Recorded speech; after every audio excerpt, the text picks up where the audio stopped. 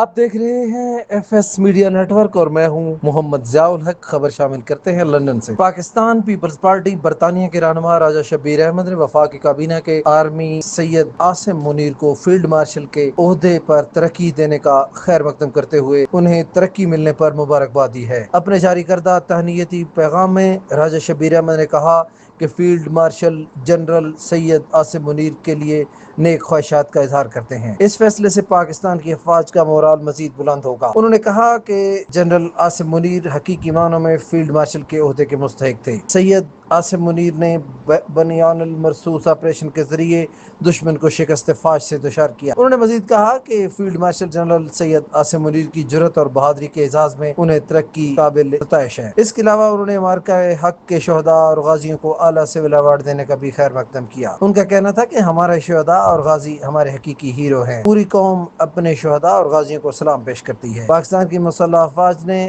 Operation میں اپنی پیشہ ورانہ صلاحیتوں کا لوہا منوایا ہے اور آج پوری دنیا پاکستان کی مسلح افواج کی پیشہ ورانہ صلاحیتوں کی معترف ہے۔ انہوں نے کہا کہ پاک فضائیہ کے ایئر چیف مارشل کی قیادت میں بھارتی فضائیہ کو شکست فاش دی۔ ان کا field marshal general Asim Munir اور air chief marshal Zaheer Ahmed Babar Sidhu کے لیے نیک خواہشات کا اظہار۔ سبسکرائب کیجیے F S media network اور دیکھتے رہیے تازہ ترین تبصرے اور